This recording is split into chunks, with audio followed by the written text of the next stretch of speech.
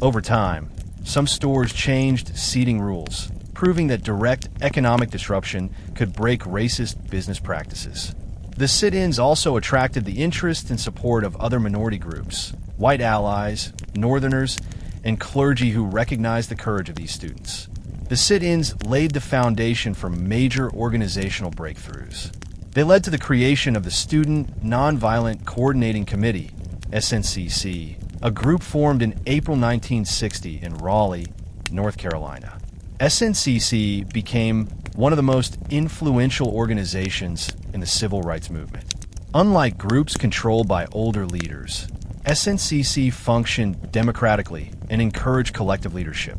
Members debated openly, voted regularly, and developed strategies through shared power. This new structure was incredibly attractive to young activists who wanted voices equal to older figures.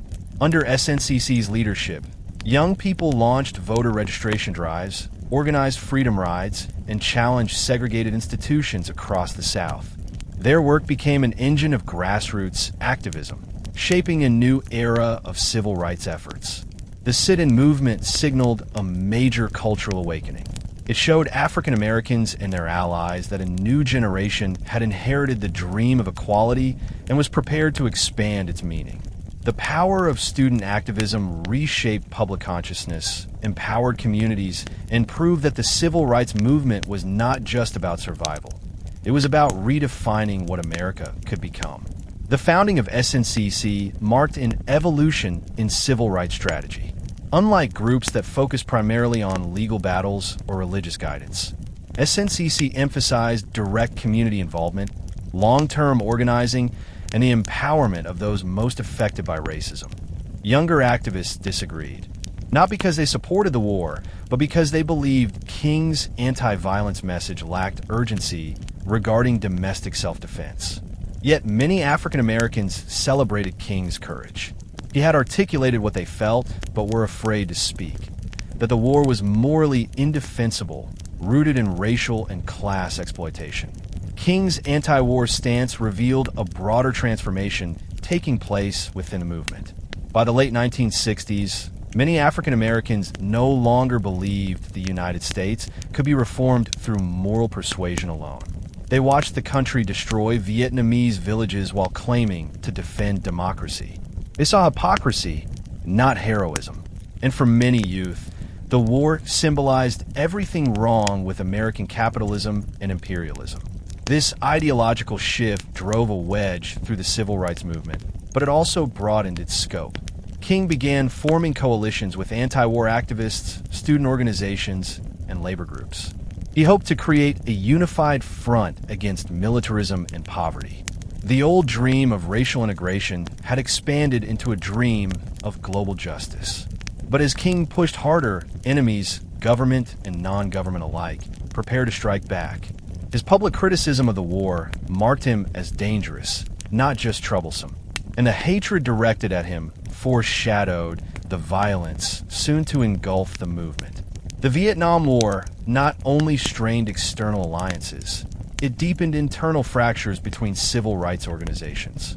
Groups like SNCC, now heavily influenced by Black Power ideology, believed King had taken too long to denounce the conflict. They accused older leaders of political caution rather than moral clarity. SNCC activists had witnessed firsthand how the federal government ignored racist terror but spent billions overseas. Their frustration fueled radicalization. By 1967, SNCC openly opposed the war, describing it as colonial aggression against people of color. Meanwhile, the Student Nonviolent Coordinating Committee began losing faith in interracial alliances. White liberals who once walked beside them drifted away when confronted by conversations about systemic racism outside the South.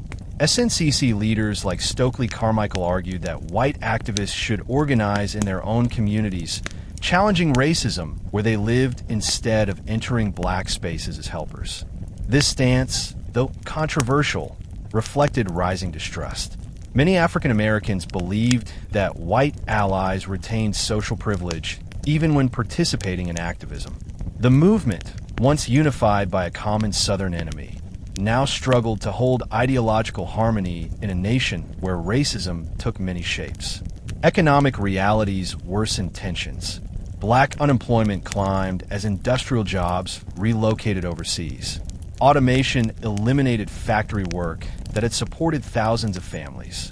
The federal government promised investments in urban renewal, but these projects often destroyed black neighborhoods rather than improving them.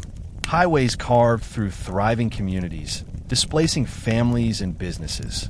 Public housing developments concentrated poverty into isolated blocks. Education remained desperately unequal. The crisis demanded national reconstruction on a scale no civil rights organization could achieve alone. Amid this landscape, King found himself isolated. White allies who once celebrated his peaceful victories in Montgomery abandoned him when he began attacking wealth inequality and war policy. Corporate donors withdrew funding. Many journalists called him naive or even traitorous.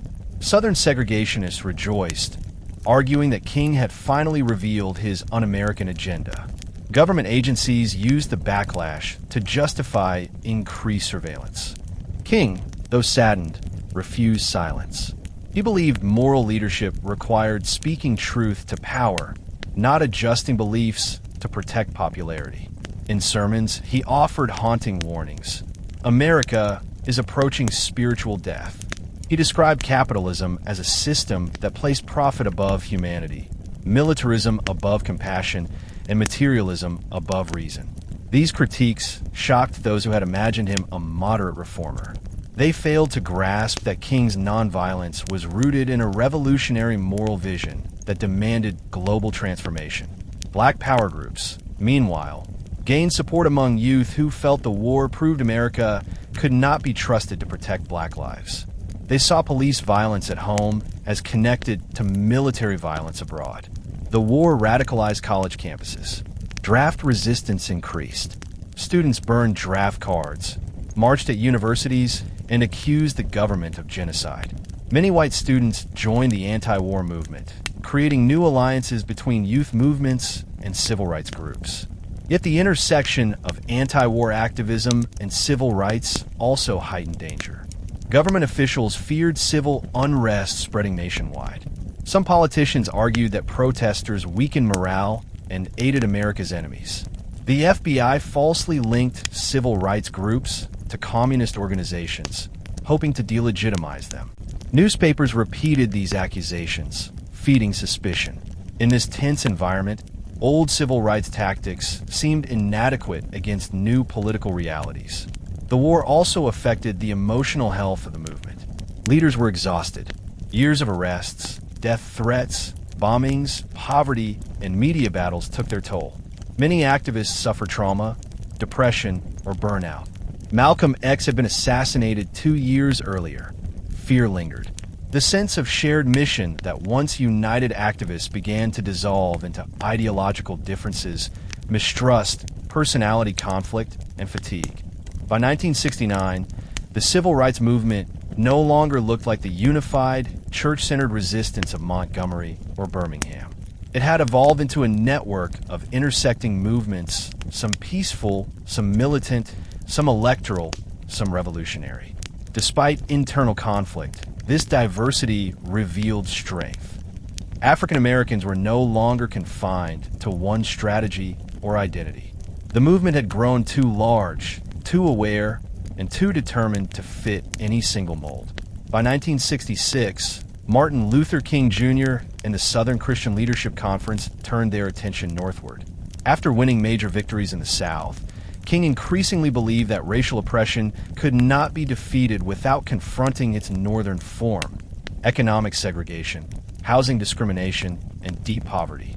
The Chicago Freedom Movement, launched that year, represented King's attempt to apply the philosophy of nonviolent social change to a region shaped by entirely different realities. Unlike southern towns, Chicago was not legally segregated by Jim Crow policies. Instead, black communities faced discrimination through real estate exploitation, segregated school boundaries, political favoritism, and slumlord power. For many Americans outside the region, Racism in the North was invisible behind the myth that segregation existed only in the South. King intended to expose that illusion and demand systemic reform. When King arrived in Chicago, he encountered intense poverty. Many African American families lived in rundown apartment buildings with broken plumbing, leaking roofs, and dangerous electrical wiring. Slumlords, protected by city politicians, ignored maintenance complaints while charging high rents. These apartments often lacked heat in brutal winters, forcing families to burn coal or wood indoors to stay warm. Children suffered asthma and infections from mold infestations. Rats crawled across kitchen floors at night. Trash piled in alleyways because city sanitation services failed to serve black neighborhoods adequately. King walked through these communities and declared he had never seen conditions so shocking in the South.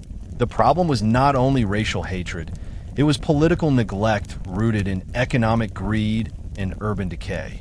The Chicago Freedom Movement organized tenant unions, educational workshops, and voter mobilization efforts. Residents demanded open housing laws, allowing African Americans to move into white neighborhoods.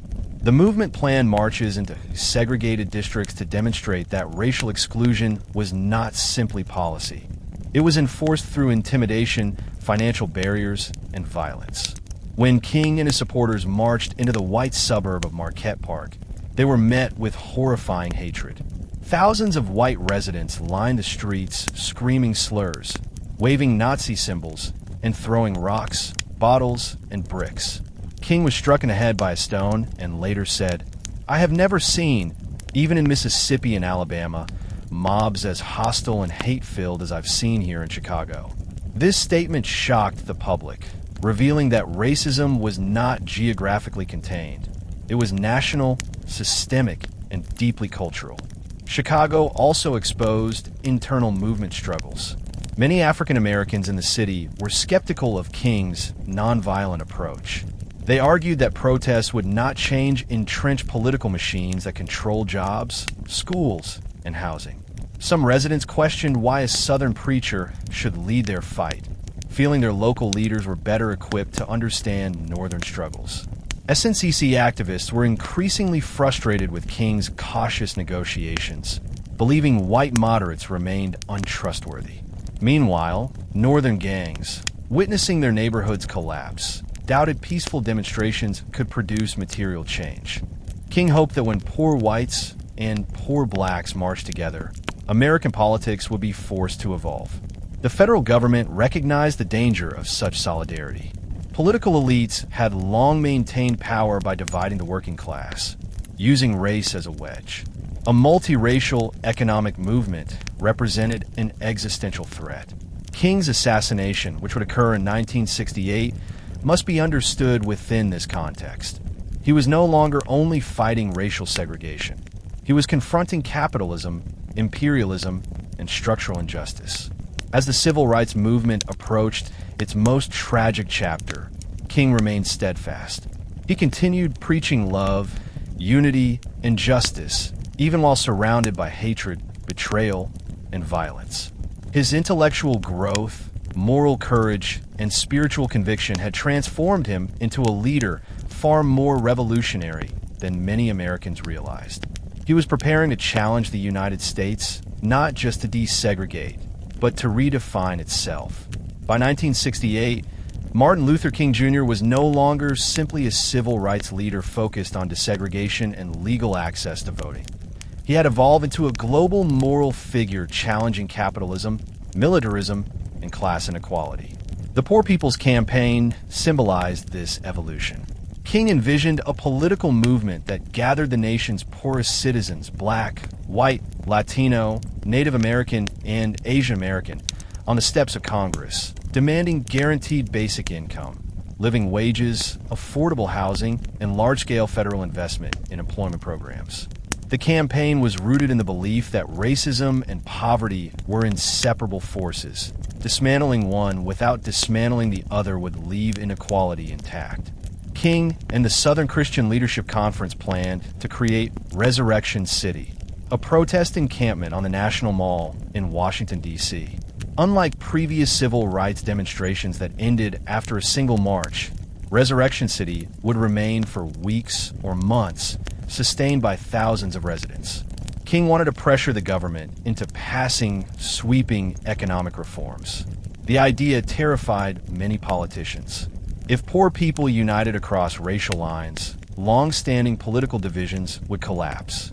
King warned the nation that injustice anywhere was a threat everywhere, insisting that America must choose between a society that cares about human dignity and one that worships profit. His rhetoric reflected fearlessness born from years of resistance. He no longer sought comfort from powerful allies because he knew true justice required confrontation. Planning the Poor People's Campaign came with enormous difficulty.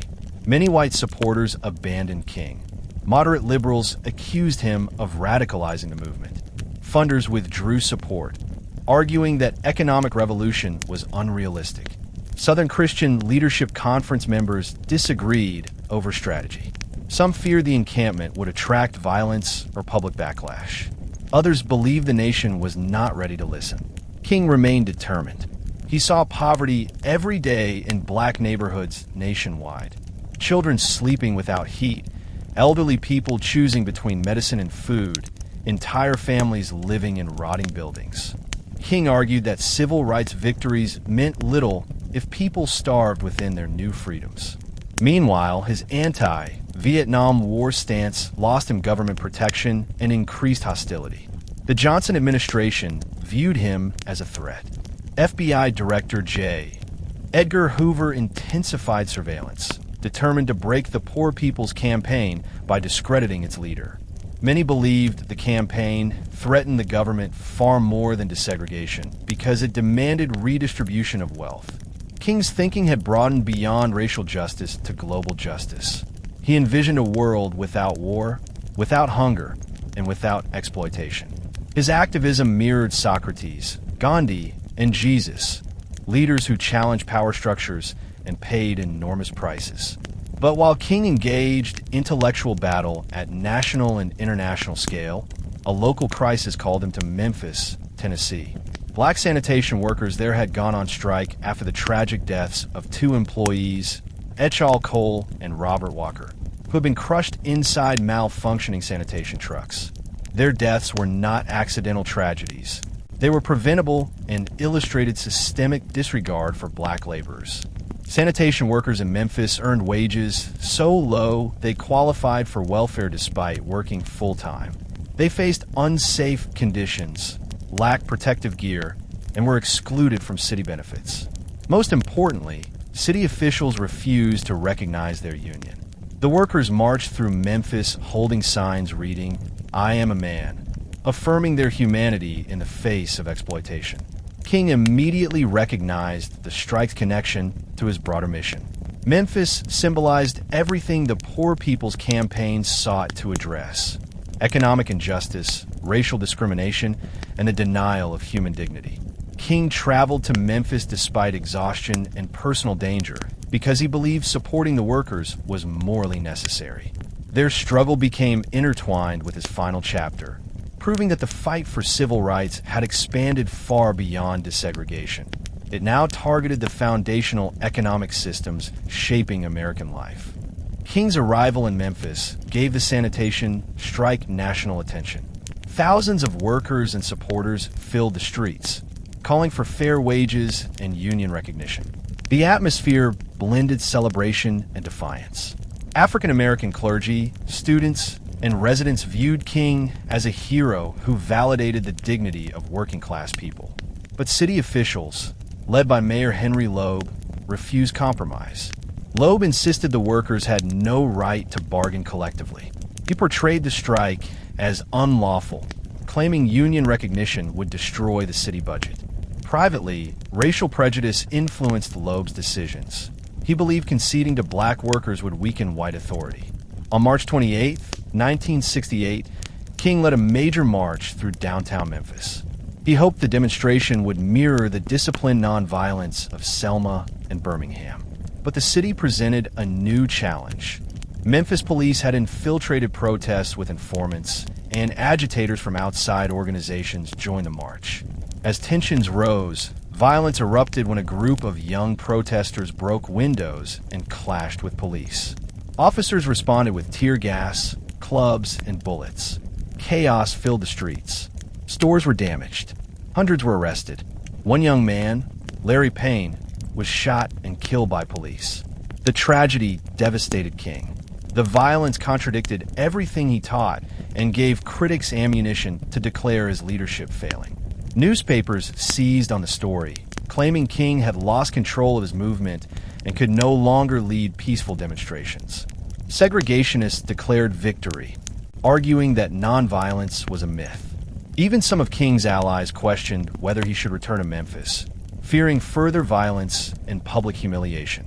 King, however, refused to abandon the workers. He recognized that the first march had been sabotaged and believed a second, peaceful march could restore hope and dignity. He wanted to prove that nonviolence still worked, even in dangerous times. More importantly, he wanted to protect the idea that working-class Black Americans deserved living wages. Throughout March and early April, King stayed at the Lorraine Motel, a modest establishment owned by Black proprietors. There, he met with ministers, strikers, and campaign organizers. Despite stress, King delivered powerful speeches about unity and perseverance. He urged America to understand that sanitation workers were not asking for luxury. They were asking for acknowledgement that their lives mattered. He described the strike as a watershed moment, claiming economic rights were the new frontier of freedom. King also acknowledged publicly that he might be assassinated soon. In private conversations, he told friends he felt guided by destiny and feared his dream might not be fulfilled personally, but it would be fulfilled collectively. By this time, King faced relentless exhaustion. His schedule was chaotic, traveling between Memphis, Atlanta, Washington, and New York while planning the Poor People's Campaign. FBI surveillance followed him everywhere. Agents watched outside hotel rooms, recorded phone calls, and intercepted mail. King could not trust unfamiliar faces. Infiltration had become normal. Yet despite overwhelming danger, he refused to slow down. He believed silence in the face of injustice was betrayal. Meanwhile, the workers continued striking, marching through the rain carrying picket signs. Their chant, "I am a man," echoed through Memphis streets, turning into a national cry for dignity. Black women cooked meals for strikers and their families.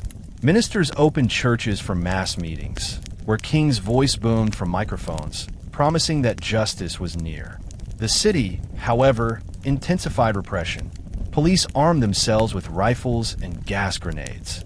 White mobs threatened violence. At night, the atmosphere felt like a battlefield waiting to explode. Through all this pressure, King maintained incredible calm. He believed deeply that social transformation required suffering and perseverance. His presence in Memphis showed that economic struggle lay at the heart of America's racial crisis. Not merely segregated buses or schools, but hunger, homelessness, and low wages that destroyed families. Memphis also symbolized a turning point. Civil rights activism was merging with labor rights, transforming into a full-scale human rights movement. On April 3, 1968, Martin Luther King Jr. delivered one of his most prophetic speeches at the Mason Temple in Memphis. Exhausted from illness, King coughed repeatedly. Storms raged outside. Thunder shook the building. Many supporters assumed he would not speak that night. But when King finally stepped to the podium, electricity filled the room. His address, later known as "I've Been to the Mountaintop," stood among the most powerful speeches in American history. He described threats against his life and acknowledged he might not live much longer. Yet King expressed peace, claiming, "I've seen the promised land, and I may not get there with you, but we as a people will get to the promised land." His words sounded like farewell, stirring chills among those listening. The speech synthesized his lifetime of ideas: love as revolutionary power, poverty as moral failure of society, nonviolence as transformative courage, and community solidarity as a path to liberation. He reminded the audience that the struggle in Memphis was connected to struggles around the world. He encouraged boycotting racist businesses, building black-owned institutions, and demanding respect from political leaders. King insisted the nation must choose between chaos and community. The room erupted in thunderous applause, unaware history would shift irrevocably within 24 hours. On April 4th, 1968, King spent his final afternoon at the Lorraine Motel preparing for a community dinner. Standing on the second-floor balcony outside his room, King spoke casually with friends below. As he adjusted his collar, a rifle bullet tore through his jaw and spine, killing him almost instantly. Chaos overwhelmed the motel courtyard. Ralph Abernathy screamed for help. Jesse Jackson cried out while trying to comfort King's body. Photographs captured those final desperate moments, pointing toward where the shot had come from, faces filled with disbelief. King was only 39 years old. News of the assassination spread rapidly, sparking grief and rage around the world. Cities across the United States erupted in uprisings. Washington, D.C., Chicago, Baltimore, and more than 150 cities burned with anger. Some expressed sorrow. Others expressed fury at a nation that killed a man who devoted his life to peace. Many African Americans felt the assassination confirmed what history had long shown, that peaceful black leaders were no safer than militant ones. King, who preached love and forgiveness, was murdered just like Malcolm X had been. The nation entered mourning, but also denial, struggling to comprehend what had been lost. Politicians who once criticized King rushed to praise him, calling him an American icon. But many activists refused to let the nation whitewash his radicalism. They reminded the world that King died fighting poverty wages, anti-labor injustice, and systemic exploitation, not simply racial segregation. His death forced America to confront its hypocrisy, preaching democracy while murdering those who held the nation accountable to its own ideals. Coretta Scott King, devastated but resolute, vowed to continue her husband's work. She led marches, comforted grieving communities, and fought for justice long after his death. The Poor People's Campaign proceeded under her guidance and that of SCLC, but without King's leadership, it struggled. Resurrection City collapsed amid internal friction, government harassment, and heavy rain. Yet even in its struggles, the campaign demonstrated a truth King had understood, that economic injustice was the deepest root of American inequality. King's assassination symbolized the end of the classic civil rights era. The dream did not die, it changed shape. King's message continued influencing global human rights movements, inspiring activists in South Africa, India, Latin America, and beyond. His life proved that moral courage could transform nations, even if martyrs paid the ultimate price. The assassination of Martin Luther King Jr. on April 4th, 1968, sent emotional shockwaves across the United States and the world. Within hours of King's death, grief transformed into anger. Many African Americans, who had placed faith in nonviolent resistance and democratic reform, felt betrayed by the nation they had struggled to improve. They interpreted the murder as confirmation that peaceful protest did not guarantee safety or respect. In numerous cities, grief erupted into uprisings that echoed the Watts Rebellion of 1965, but surpassed it in scale and intensity. So many cities ignited that historians call the period the greatest wave of domestic unrest since the Civil War. More than 150 American cities erupted in protests, fires, and violent clashes. Washington, D.C., one of the hardest-hit areas, saw nearly entire blocks burn. Tanks rolled through the streets of the nation's capital as smoke darkened the sky near the Capitol building. Chicago experienced fierce conflict between protesters and the police, who used tear gas and clubs. In Baltimore, thousands were arrested. Detroit, Cleveland, Pittsburgh, and Kansas City all faced similar upheaval. These uprisings were not random acts of destruction. They were structured expressions of rage born from centuries of racism, police brutality, poverty, segregated housing, and political betrayal. People were not destroying property simply because they were angry. Many believed rebellion was the only language left to communicate their pain to a country that refused to listen. Political leaders responded with mixed emotions. President Lyndon B. Johnson, who had once allied with King to pass civil rights legislation, was devastated by the killing. He urged the nation to honor King through peaceful reflection, but his pleas came too late. Years of urban neglect had created explosive conditions. Johnson also feared the unrest threatened national security, so he deployed federal troops to major cities. Soldiers patrolled American streets in combat gear. The visual mirror between Vietnam War zones and U.S. cities was unavoidable. The same nation fighting for democracy abroad now used military forces to suppress black neighborhoods at home. Amid the chaos, millions of Americans mourned quietly and profoundly.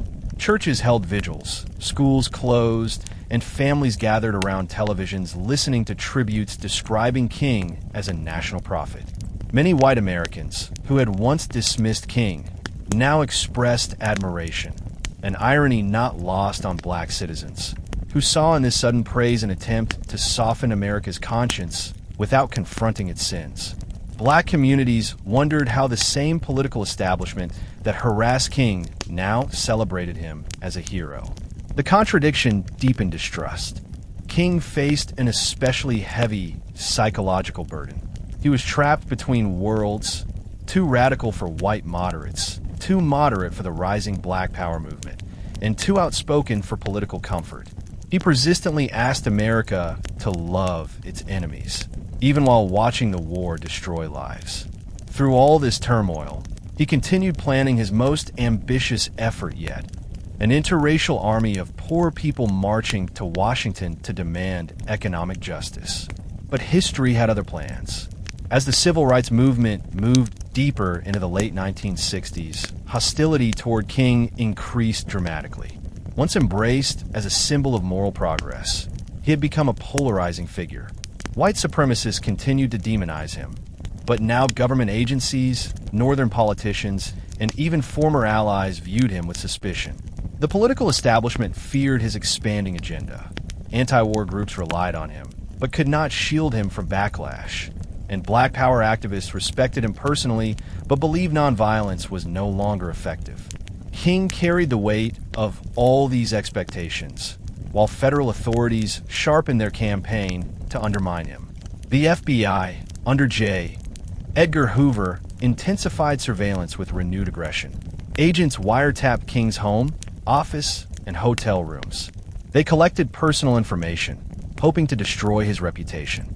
Hoover believed King's influence jeopardized national security, not because King was a threat to law, but because his criticism threatened American mythology. The agency mailed King anonymous letters encouraging him to commit suicide, hoping to break him psychologically. They leaked distorted rumors to reporters and orchestrated media campaigns to erode public trust.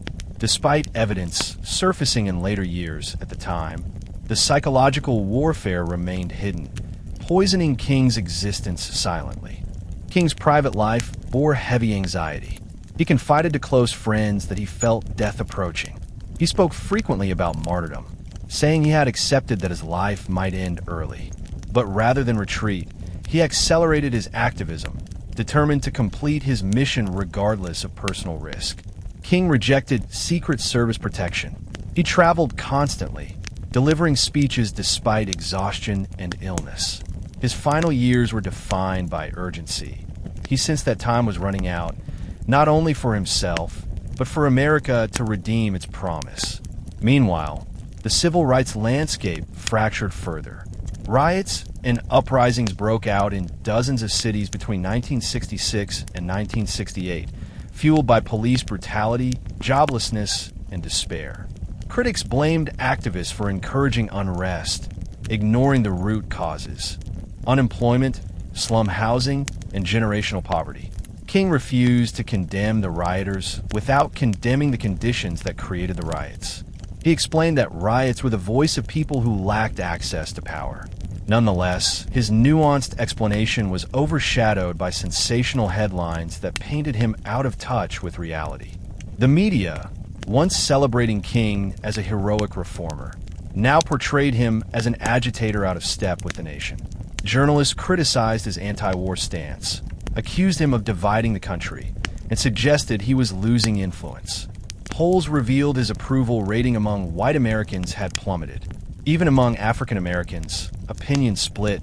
Some believed he remained a necessary moral guide, while others believed black power represented the future. Amid growing hostility, King continued developing the Poor People's Campaign. He envisioned thousands of impoverished Americans, black, white, Native American, and Latino, constructing a giant protest encampment in Washington, demanding jobs and guaranteed income. The plan was radical not because of violence, but because of its unity across race and class lines. Meanwhile, climate injustice emerged as a surprising civil rights issue. Black neighborhoods, often located near industrial zones, experienced higher asthma rates, water contamination, and exposure to hazardous waste. Hurricanes and heat waves disproportionately damaged low-income communities. Environmental justice groups insisted that racism was also ecological. They fought for green infrastructure, clean air laws, and protection for neighborhoods once ignored by city planning. Throughout the era, the memory of original civil rights leaders strengthened activism rather than weakening it. Murals of King, Parks, Malcolm, and Lewis appeared on city walls. Churches hosted lectures connecting 1960s struggles to present-day challenges. Grandparents told grandchildren stories about marching in Selma or facing fire hoses in Birmingham, reminding them that courage was inherited. The civil rights movement, now nearly 70 years old, continued shaping national identity. While strategy and language changed, its moral core remained intact. Belief in the dignity of all people, commitment to justice, and refusal to surrender to oppression. Entering the middle of the 2020s, one truth was clear. America was still writing the history of its civil rights movement. It was not simply a past event. It was an ongoing journey toward a more humane future. As the civil rights movement progressed into the later 2020s, its historical purpose underwent a transformation. From a struggle rooted in physical protest and legislation to one deeply embedded in national identity and global consciousness. The movement had always been more than politics. It was a cultural, spiritual, and intellectual revolution. But new generations began to understand civil rights not solely as a fight for African American equality, but as a universal demand for human dignity across race, gender, sexuality, disability, age, class, and nationality. The movement did not end with the Voting Rights Act or with Martin Luther King Jr.'s assassination. It became a living tradition, constantly rebuilt by those who inherited its teachings.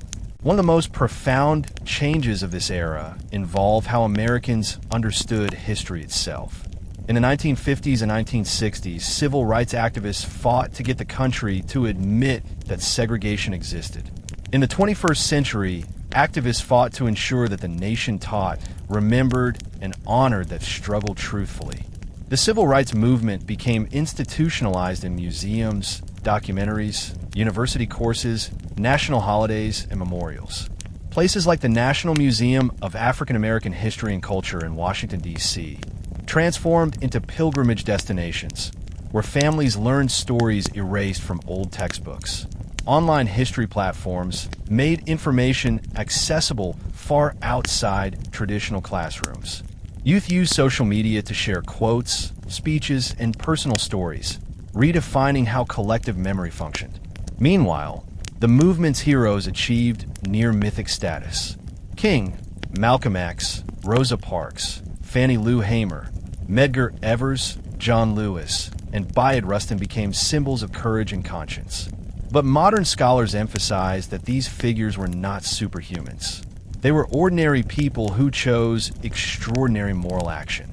They reminded audiences that the civil rights movement was built not only by leaders, but by thousands of unknown individuals.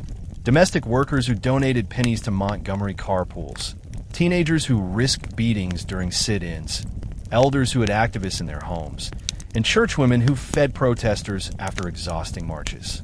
The emotional evolution of the movement highlighted another truth. The story of civil rights was not simply a narrative of oppression and victory. It was one of humanity. African American culture, which endured centuries of brutality, also produced beauty, resilience, humor, and hope. Gospel music, jazz, blues, poetry, hip-hop, and literature carried this emotional legacy forward. Young people listened to Lamar's music and connected it to Langston Hughes' poetry, recognizing a continuum of struggle and art. This cultural thread tied generations together across time. The civil rights movement also reshaped global diplomacy. Nations studied U.S. racial history as a guide for their own democratic reforms. Leaders from South Africa, Brazil, India, and France referenced King's speeches in their own social movements. International activists used American civil rights narratives to argue that oppression anywhere threatened freedom everywhere. In this way, African American history became global history, deepening worldwide discussions of justice, identity, capitalism, and democracy. But reflecting on these accomplishments required acknowledging unresolved wounds. Racism did not disappear. It evolved into new forms, such as algorithmic bias, mass incarceration, education inequality, environmental racism, and cultural stereotyping. The movement entered a philosophical phase, one focused on redefining citizenship, belonging, and collective responsibility. Activists asked, what does freedom mean if economic insecurity continues? What is equality if healthcare, education, and safety remain unequally distributed? These questions proved that the civil rights movement had not reached its endpoint. It had reached a new beginning. The modern civil rights movement highlighted the collision between past and future as younger generations built upon the foundation laid by their elders. Students born in the 2000s and 2010s grew up in a world where smartphones and social media were as familiar as air, yet the injustices they confronted echoed those faced by their grandparents. Many college students discovered that their campuses were built on old plantation land or financed through slavery profits. Activism surged in universities. Students demanded reparations, curriculum reform, need-based scholarships, mental health services, and tuition equality. Colleges that once resisted civil rights now became battlegrounds for new interpretations of justice. The presence of African American scholars changed the intellectual landscape. Historians revealed truths long hidden: slave rebellions, Reconstruction success stories, black inventors, queer activists, and forgotten freedom fighters. Literature classes introduced novels written by African American women that challenged patriarchal narratives. Legal scholars revised constitutional interpretation, showing that equal protection was never meant to be static but living. This academic transformation empowered students to recognize that the civil rights movement was not simply about marching. It was about redefining knowledge and dismantling harmful myths. Technology deepened activism. Online platforms allowed millions to analyze racial wealth gaps and track public budgets. Youth exposed how tax structures benefited wealthy elites while underfunding schools. They mapped housing displacement caused by gentrification and used data to prove that police stops targeted black neighborhoods disproportionately. Activism became evidence-based. Students built spreadsheets, coded simulations, wrote legal briefs, and produced research papers to support claims. This intellectually fortified movement reflected a new level of sophistication unimaginable in the 1960s. Not because earlier activists lacked intelligence, but because today's youth stood on the shoulders of giants who fought to open academic doors. Social and cultural identity also reshaped civil rights ideology. The LGBTQ plus rights movement became intertwined with African American activism, revealing the intersectional struggles experienced by queer black youth. Churches, historically central to black activism, faced internal debates as LGBTQ plus youth demanded full inclusion. Many congregations became affirming spaces, merging queer theology with African American spiritual tradition. Activists argued that any civil rights agenda that excluded LGBTQ plus people undermined the universal ethics that guided King, Rustin, and Baldwin. Environmental justice gained prominence as well. African American children living near industrial corridors suffered asthma at higher rates than white peers. Hurricanes disproportionately destroyed black coastal communities. Heat islands and inner cities caused summer deaths. These problems were not random. They reflected generations of discriminatory urban planning. Activists pushed for green spaces, solar housing, and climate education. The movement expanded beyond moral protest into scientific advocacy, transforming how society understood inequality. At the same time, economic justice remained at the center.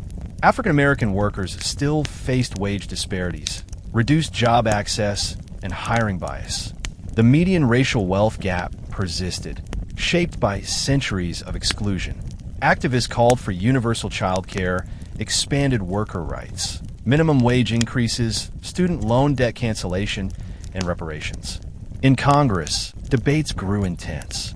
Some politicians argued these ideas were too costly, while activists insisted that ignoring inequality cost society more. Modern civil rights activism also rejected despair. Youth emphasized art, humor, fashion, dance, and cultural joy.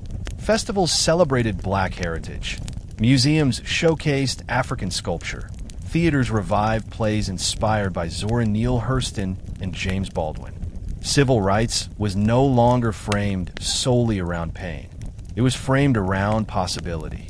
Movements that once relied on church choirs now use spoken word poetry, street murals, and digital animation. The spirit of Birmingham marched through TikTok videos, live-streamed panel discussions, and virtual classrooms. Ultimately, the civil rights movement in the 2020s demonstrated that the struggle was not nostalgic. It was futuristic. Young leaders honored Martin Luther King Jr., Malcolm X, and Rosa Parks not by imitating them, but by evolving their legacy into new forms. That evolution showed that civil rights was not an era. It was a living philosophy. Reflecting on the entire civil rights movement, from the 1950s to the late 2020s, reveals a narrative that is neither simple nor finished. It is a story of triumph paired with sacrifice, hope matched with disappointment, and progress coexisting with backlash. It illustrates a truth at the heart of democratic society. Justice is never guaranteed, and freedom must be cultivated continuously. The movement's journey shows that racism adapts to every era.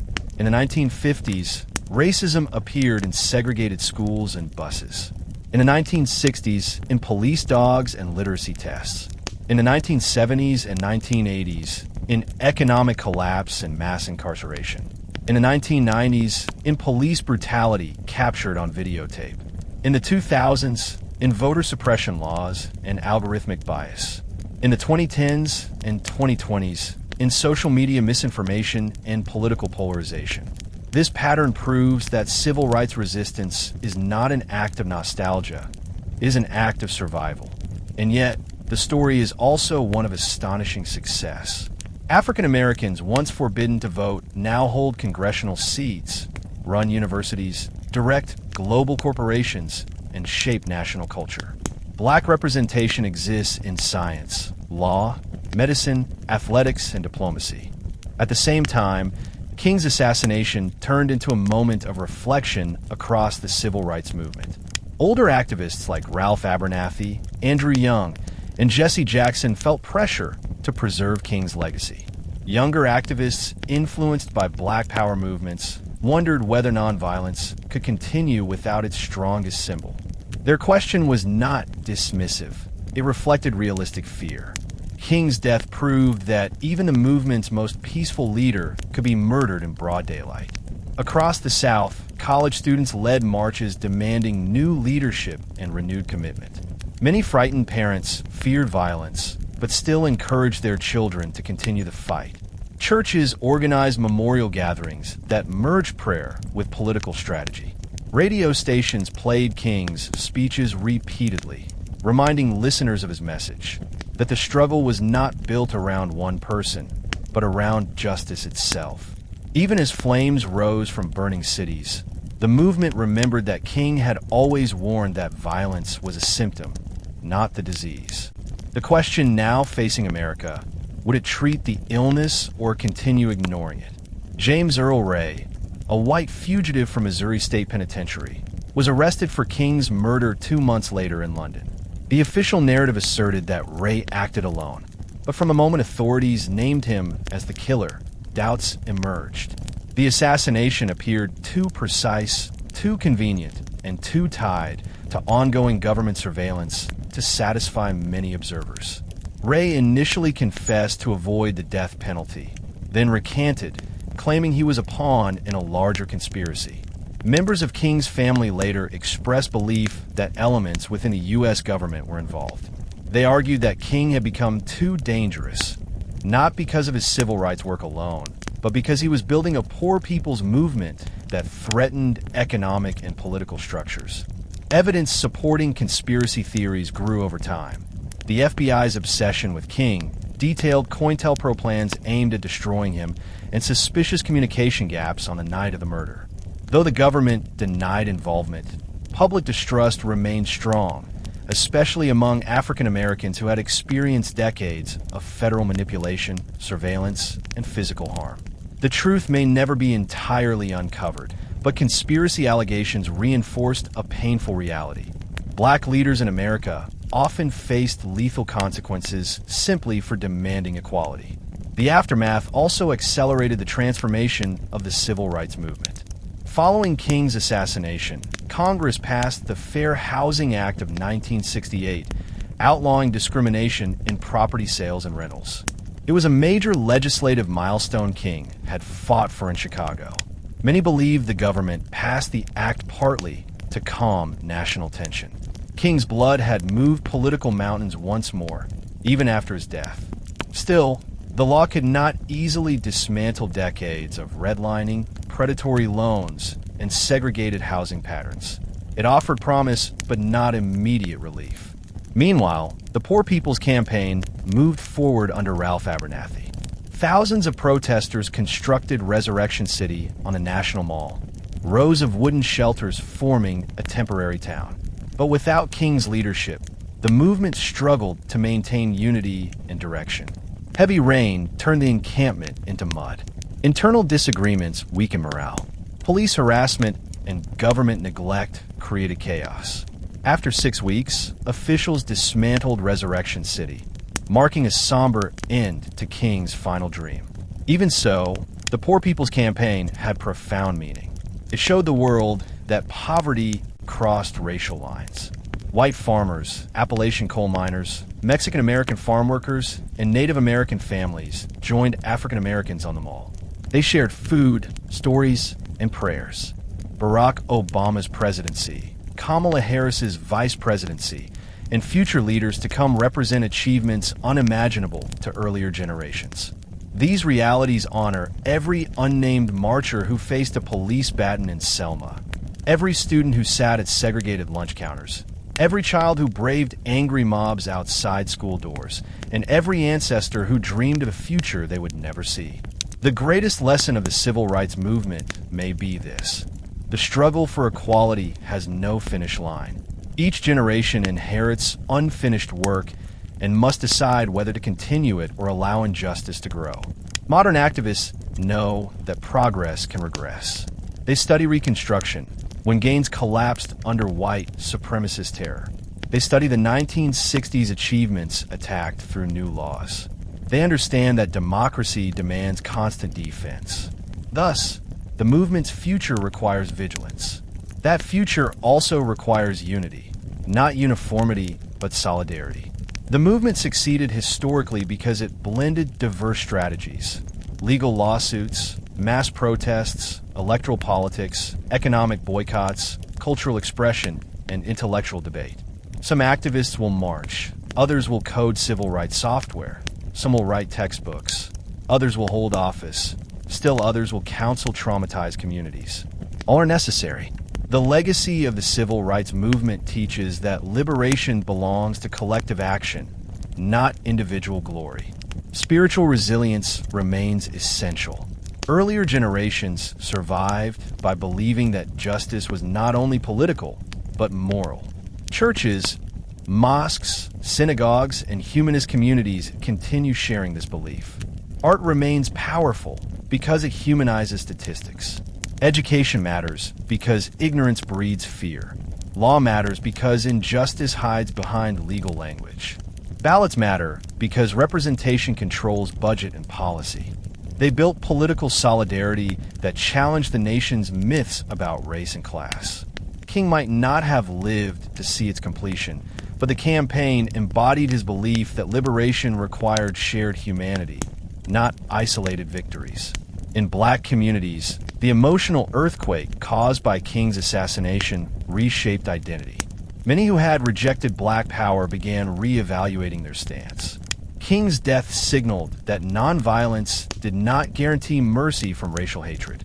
Young African Americans increasingly embraced self-defense, cultural pride, and political independence. The symbols of black power, afros, berets, leather jackets, and raised fists, spread rapidly. The mood of the movement shifted from hopeful unity to determined resistance. Simultaneously, white moderates claimed they admired King, but many still rejected his message. They embraced a sanitized version of him, a gentle dreamer rather than a radical critic of capitalism and war. Schools began teaching the "I Have a Dream" excerpt while ignoring speeches about economic revolution. This selective memory protected America from confronting its complicity, turning King into a harmless figure instead of the transformative revolutionary he truly was. The assassination also forced surviving leaders to rethink long-term strategy. Within King's circle, Ralph Abernathy attempted to preserve SCLC's relevance, but the organization struggled without King's charisma and philosophical direction. Andrew Young transitioned into politics, eventually becoming a U.S. congressman, UN ambassador, and major political figure. Jesse Jackson founded Operation Push and eventually ran for president, attempting to build multiracial coalitions rooted in King's vision. Coretta Scott King emerged as an international human rights advocate, working tirelessly to keep her husband's legacy alive. Yet the movement itself underwent dramatic transformation. Many African Americans turned away from integrationist goals and embraced community control. In education, activists demanded school boards controlled by black parents. In policing, communities pushed for civilian oversight committees. In housing, organizers developed cooperative ownership models. The era of simply asking the government for access was ending. The era of self-determination was rising. Urban uprisings from 1968 to 1972, though often described as riots by the media, revealed expanding frustration. Cities demanded better schools, transportation access, healthcare clinics, and job training. Black Panther Party chapters grew in membership, providing free breakfast programs, medical care, and legal support. King's death accelerated radicalization. Malcolm X's ideas, once viewed as threatening, gained broader respect. Meanwhile, white backlash strengthened. Richard Nixon, elected in 1968, built his campaign on law and order, a coded phrase appealing to white fears of black rebellion. His administration targeted activists, expanded mass surveillance, and laid groundwork for the war on drugs, a policy that would later devastate black communities through disproportionate incarceration. Anti-busing movements formed to block school integration efforts. Property owners resisted fair housing laws. Courts slowed enforcement of civil rights rulings.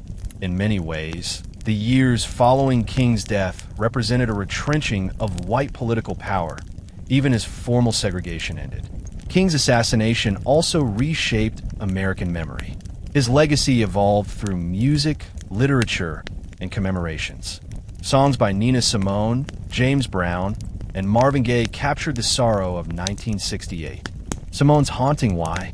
The King of Love is Dead" reflected grief combined with urgent questioning. Artists painted murals portraying King as martyr and visionary. School children recited passages from his speeches. The movement began institutionalizing memory. King's birthday became a national holiday decades later, after immense political struggle. Yet compensating memory did not heal racial wounds. African American communities remained deeply segregated. Poverty persisted. White flight expanded suburban growth while city infrastructure crumbled.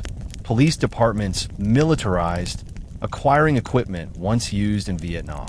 Schools remained unequal through property tax funding. The assassination did not close the civil rights era. It revealed how unfinished the struggle was. But hope survived. King's death did not silence the dream, it amplified it. Activists found inspiration in his willingness to risk everything for justice. His words guided future generations fighting apartheid in South Africa, genocide awareness campaigns, indigenous rights protests, LGBTQ plus equality movements, and environmental justice activism. King proved that courage transcends time. The civil rights movement moved forward because the cause had grown larger than any single leader. King's death forced America to ask new questions. What is freedom without equality? What is citizenship without dignity? What is democracy without truth? The struggle continued because injustice continued. And the next chapters of history would show just how complicated, painful, and transformative those questions would become. In the years following King's assassination, America entered a period of profound transformation and turbulence. The civil rights movement had secured monumental legal changes. It became increasingly clear that laws alone could not dismantle centuries of inequality. Many African Americans demanded a new direction, one centered on political empowerment, cultural restoration, and economic reconstruction. This era witnessed the rise of black elected officials across the United States. Voting rights legislation had opened ballot boxes previously guarded by white supremacy, enabling African Americans to gain unprecedented political representation. Cities like Cleveland, Newark, Detroit, Atlanta, and Los Angeles elected black mayors, something unimaginable only a decade earlier. The symbolism was powerful. Communities once locked out of democracy were now shaping municipal policy, influencing budgets, hiring police chiefs, and redefining racial leadership. Carl Stokes' election as mayor of Cleveland in 1967 became a national milestone. His victory signaled to black communities nationwide that political success was achievable. Black voters realized the strategic potential of coalition building, partnering with union members, progressive whites, and immigrant groups. The rise of Maynard Jackson in Atlanta in 1973 further transformed black political identity. Jackson refused to accept minor influence. He demanded economic equity. He implemented policies requiring that major city contracts include black-owned businesses, helping redirect millions of dollars toward minority communities. These actions gave practical value to political power. Rather than symbolic representation, communities saw real benefits. Schools received more funding. Jobs were created. Minority entrepreneurs launched companies that reshaped local economies. This era also saw black Americans enter Congress at unprecedented levels. Leaders like Shirley Chisholm, the first African American woman elected to Congress, broke gender and racial barriers simultaneously. Chisholm later ran for president, calling herself unbought and unbossed, inspiring generations of women and minorities. Charles Diggs, John Conyers, Barbara Jordan, and others became voices demanding legislative accountability. They investigated police brutality, fought segregation in northern schools, and helped craft policies targeting poverty. These leaders embodied the transformation of the movement from protest to policymaking. However, the rise of black political power did not eliminate challenges. Cities faced economic crisis, industrial decline, and white flight. As factories closed and jobs vanished, African American mayors inherited financial chaos, failing schools, and limited tax bases. Critics blamed black leadership for problems they did not create. The federal government reduced funding for urban programs, further complicating recovery. Still, the presence of black officials mattered. They provided mentorship, representation, and community pride. Meanwhile, cultural consciousness continued to expand. African-American artists, musicians, and writers fueled a renaissance. Poets like Amiri Baraka, musicians like James Brown, and writers like Toni Morrison reshaped American culture. Black pride permeated daily life. Afros, African clothing, and celebrations of heritage became symbols of resistance. Schools formed black student unions. College campuses added black studies departments, and communities embraced African holidays, such as Kwanzaa. This cultural awakening represented psychological liberation, a rejection of the idea that black identity should conform to white standards. The civil rights movement's legacy was evolving from courtroom victories to cultural revolution and political agency. The future of African American identity no longer depended solely on federal law. It depended on self-determination, artistic innovation, and political engagement. Still, the battles ahead, economic inequality, urban decay, police violence, reminded the nation that the struggle was far from over. The next decades would bring new challenges requiring new forms of activism, proving the movement was alive, adaptive, and powerful beyond what its early founders may have imagined. As black political representation grew, the legal foundations of the movement began shaping education, workplace policy, and housing law. Title VII of the Civil Rights Act opened corporate doors, allowing African Americans access to professions once entirely white. Anti-discrimination laws slowly diversified business leadership, university faculty, and civic institutions. Affirmative action policies emerged as tools designed to correct historical injustice. These programs, though controversial, helped break barriers for millions of black students and workers. Yet their success also sparked fierce backlash, illustrating how progress often breeds resistance. Many white Americans argued that affirmative action discriminated against them. They claimed the movement had gone too far, ignoring the centuries in which racial exclusion benefited white citizens. Politicians capitalized on this resentment, framing racial justice as unfair advantage. This backlash helped reshape party alignments. The Republican Party increasingly attracted white voters through messages emphasizing states' rights, traditional values, and law and order. Meanwhile, the Democratic Party positioned itself as a home for civil rights advocacy. This shift permanently changed American politics, embedding racial identity into party loyalty. In the courtroom, the Supreme Court continued shaping civil rights interpretation. In cases like Swan v. Charlotte-Mecklenburg, judges allowed busing to desegregate schools. But northern cities resisted fiercely, claiming their segregation resulted from housing patterns rather than law.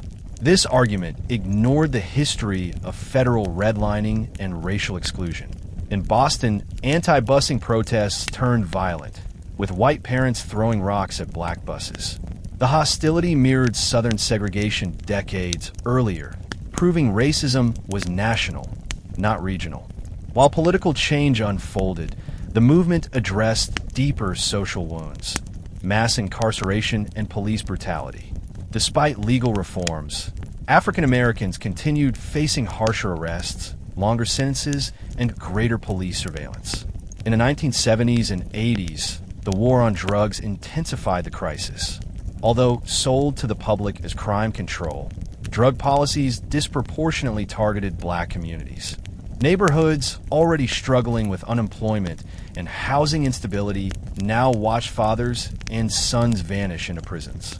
The carceral state became a new form of segregation, one less visible than Jim Crow, but equally destructive. Activists responded by building new organizations. The NAACP Legal Defense Fund fought wrongful convictions. Churches formed prison ministries.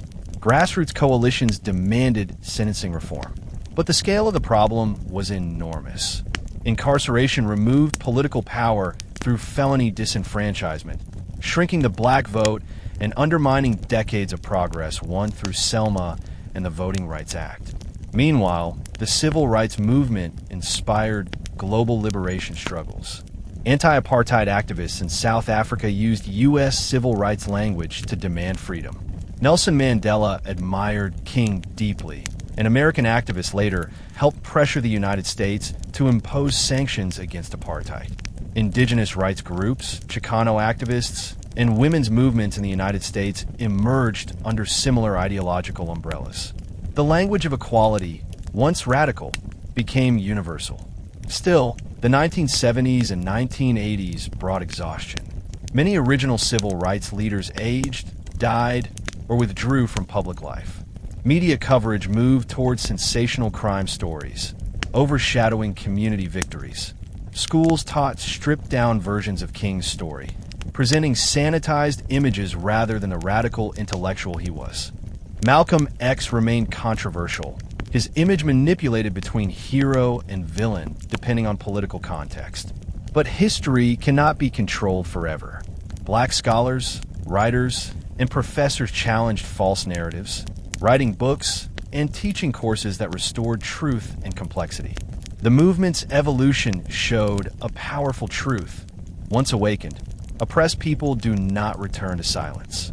The civil rights movement sparked a fire that continued burning in student protests, court battles, voting drives, and cultural expression. Even as new forms of inequality emerged, the belief in justice persisted, and that belief would soon fuel another breakthrough moment. The rise of a new wave of black leadership in the late 20th century, expanding power even in the face of resistance and structural racism.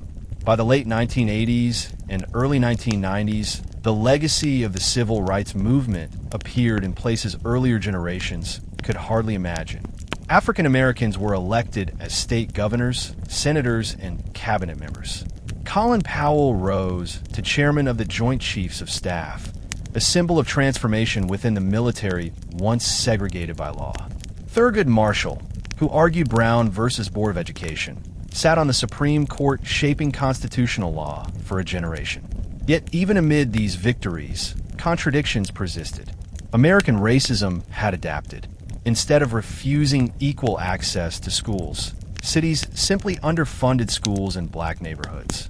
Instead of banning voting outright, states passed subtle measures like voter ID restrictions, felony disenfranchisement, and gerrymandering to dilute the black vote.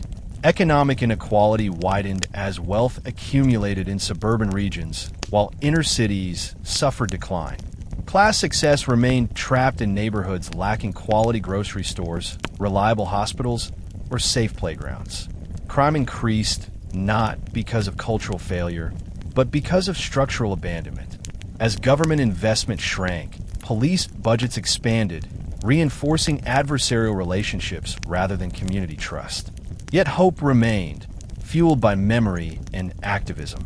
Museums dedicated to civil rights leaders opened in Atlanta, Montgomery, Memphis, and Birmingham.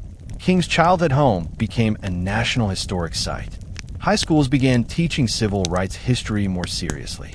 Black writers and filmmakers reclaimed narrative control, producing documentaries, series, and novels revealing truth often ignored in textbooks. These cultural changes kept the movement alive in public consciousness, ensuring new generations would understand their inheritance.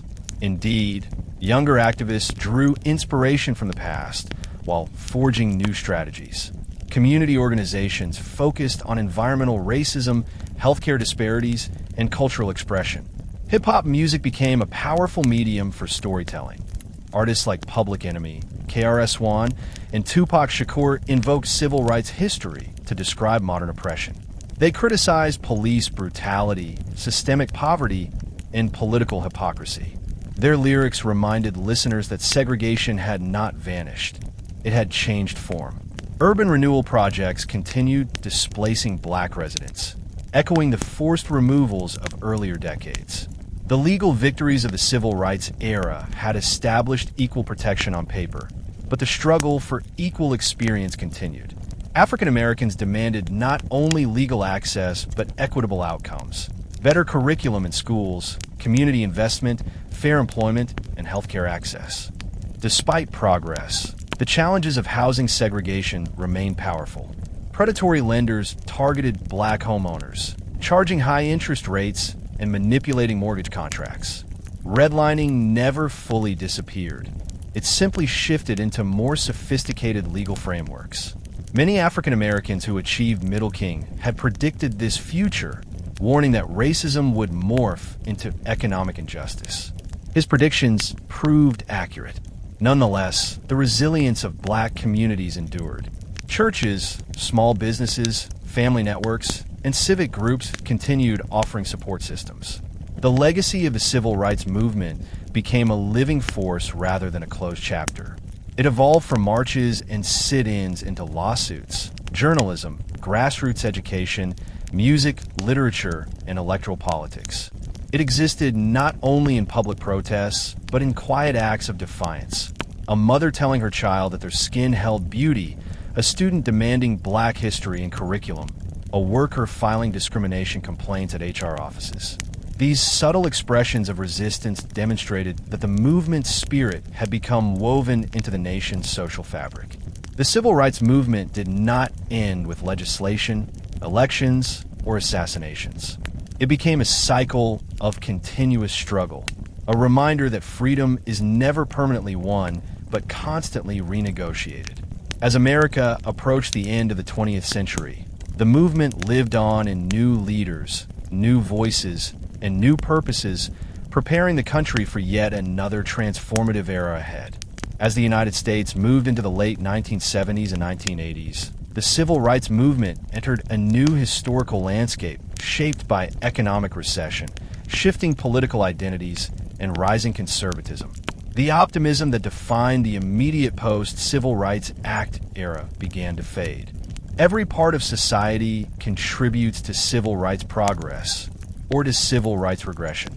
As a nation moves deeper into the 21st century, new challenges will emerge.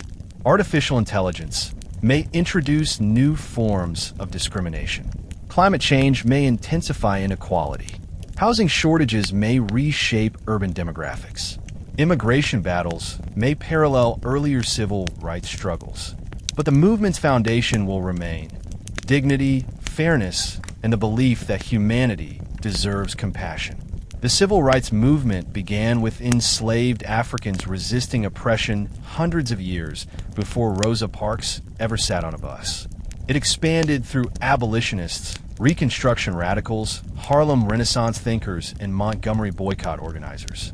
It continues through young activists marching with smartphone cameras and grandmothers voting despite mobility issues. It survives through educators teaching the truth and children reciting King's Dream on school stages. The movement did not end because it cannot end. Not until every child has equal opportunity, every community experiences safety, and every person is treated as fully human. That unfinished mission, carried from generation to generation, ensures the civil rights movement remains one of the most powerful chapters in human history. Factories that once supplied stable jobs for African American families closed or moved overseas. Many urban centers lost manufacturing industries to automation and foreign markets. Detroit's auto plants downsized dramatically. Steel mills in Pennsylvania collapsed. Textile factories in the Carolinas vanished. These losses devastated black working-class communities that had built their economic foundations on union wages and industrial stability. The economic downturn disproportionately affected African Americans because they were historically last hired and first fired. As joblessness spread, poverty deepened. Homes deteriorated, businesses struggled, and public schools received reduced funding as city tax revenue shrank. Industrial decline increased the gap between black and white wages, reversing some progress achieved during the civil rights era. Meanwhile, suburban expansion reinforced racial separation. White families moved farther from city centers, supported by federal mortgage programs that black Americans still struggled to access. The national political climate shifted sharply with the election of Ronald Reagan in 1980. Reagan championed small government, tax cuts, and deregulation. His administration slashed federal funding for social programs that had supported impoverished communities. Housing assistance, public transportation, food programs, educational grants, and job training. Reagan argued that welfare encouraged dependency. However, these cuts fell hardest on African American communities already facing economic crisis. Many black activists viewed Reaganomics as a strategic rollback of the civil rights agenda. Reagan also condemned affirmative action and opposed school busing to integrate classrooms. He appointed conservative judges who weakened civil rights protections and narrowed legal interpretations of discrimination. Reagan's messaging frequently appealed to white resentment. His use of the phrase, welfare queen, reinforced racial stereotypes. News media repeated these narratives, shaping public perceptions. Despite governmental neglect, black voters continued to organize. The 1984 and 1988 presidential campaigns of Reverend Jesse Jackson reflected the movement's political evolution. Jackson's Rainbow Coalition united people from diverse backgrounds: union workers, urban residents, college students, farmers, immigrants, and LGBTQ+ activists. Jackson broadened King's dream into a national political force, calling for progressive tax reforms, racial justice, and diplomacy instead of war. His campaigns did not win the presidency, but they shifted the national conversation and gave African Americans a larger voice within the Democratic Party. During this period, African American cultural strength flourished. Hip-hop emerged from black neighborhoods as an artistic revolution. Initially dismissed as a passing fad, hip-hop soon became the most influential global music genre. Artists told stories of police harassment, poverty, systemic neglect, and survival. Their lyrics echoed civil rights themes, even when political leaders ignored them. Hip-hop exposed realities hidden from mainstream America: crumbling apartments, drug epidemics introduced through unexplained pipelines, and youth trapped between unemployment and prison. Meanwhile, black women continued shaping activism. Figures like Angela Davis, Audre Lorde, Bell Hooks, and Maya Angelou blended scholarship with grassroots organizing. Their work challenged sexism within the civil rights legacy and demanded that the movement include women's rights, LGBTQ+ dignity, disability access, and intersectional equality. Black feminism became a defining intellectual force, reshaping America's understanding of identity and oppression. By the mid-1980s, the nation faced another crisis: the crack cocaine epidemic. Media coverage criminalized black communities, portraying addiction as moral failure rather than public health crisis. Congress responded with harsh sentencing laws, especially the notorious 100-to-1 ratio that punished crack cocaine far more severely than powdered cocaine, even though the substances were chemically similar. Because crack was cheaper and concentrated in black neighborhoods, the disparity targeted African Americans directly. Mass incarceration accelerated, undoing decades of civil rights progress. Still, activism persisted. Church groups launched addiction recovery support networks. Families formed advocacy organizations for incarcerated relatives. Civil rights lawyers fought discriminatory sentencing. Artists protested through film, literature, and music. This era was not defined only by tragedy. It showcased resilience. African Americans refused to surrender their identity or dignity, even under extraordinary economic and political pressure. The late 1980s and early 1990s saw racial tensions rise sharply, driven by policing controversies that echoed Jim Crow-era brutality. Despite legal reforms, African Americans continued to face disproportionate profiling and violence from police departments nationwide. Cases of abuse existed long before media recognition, but new technology, handheld video cameras, and televised news made injustice visible to millions. For the first time, Americans watched police violence unfold in real time. The most defining case occurred in Los Angeles on March 3, 1991, when Rodney King, an unarmed black motorist, was beaten by 4 white police officers following a high-speed chase. A bystander recorded nearly a minute of officers repeatedly kicking, clubbing, and shocking King, even as he lay defenseless on the ground. The footage spread globally, revealing brutality that African Americans had long described but could rarely prove to skeptics. The video forced the United States to confront police culture, institutional racism, and systemic failure. When the officers were tried in Simi Valley, a predominantly white suburb, the jury acquitted them despite overwhelming visual evidence. The verdict ignited one of the largest urban uprisings in U.S. history, the 1992 Los Angeles Rebellion. Protesters flooded the streets. Fires burned through neighborhoods. National Guard troops were deployed once again. The uprising left more than 50 people dead and caused billions in property damage. Media headlines called it rioting, but many activists labeled it rebellion or revolt, pointing to its political core. Communities expressing their refusal to tolerate injustice any longer. The Rodney King beating illustrated a painful truth. Legal equality had not ended racial violence. African Americans realized that the battle had shifted from fighting laws to dismantling institutional culture. Police departments had developed warrior mentalities, viewing black neighborhoods as combat zones rather than communities. Militarization, SWAT teams, armored vehicles, tactical gear blurred the line between urban policing and military assault. The aftermath of the Los Angeles uprising triggered national debate. Some Americans blamed protesters, claiming violence accomplished nothing. Others argued the uprising exposed structural neglect, unemployment, poor housing, and rampant police abuse. Black communities described the verdict as confirmation that the criminal justice system valued white testimony more than black life. Driven by unrest, the U.S. Justice Department reopened the Rodney King case under federal charges. 2 officers eventually received prison sentences. While the punishment was small compared to the crime, it marked a symbolic milestone, a rare acknowledgement that state violence against African Americans required accountability. The King case also reshaped activism.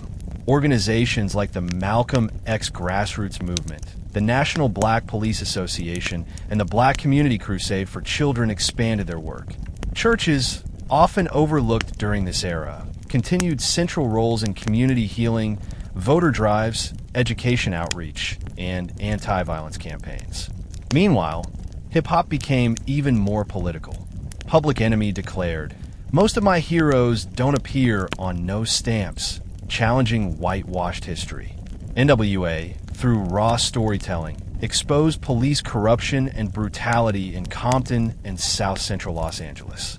Their controversial anthem, F*** the police, became cultural testimony, criticized by politicians, but embraced by youth who lived the realities it described.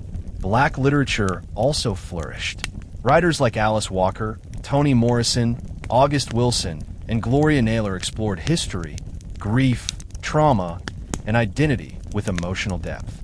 Their narratives connected slavery to contemporary inequality, countering myths that civil rights victories had solved racism.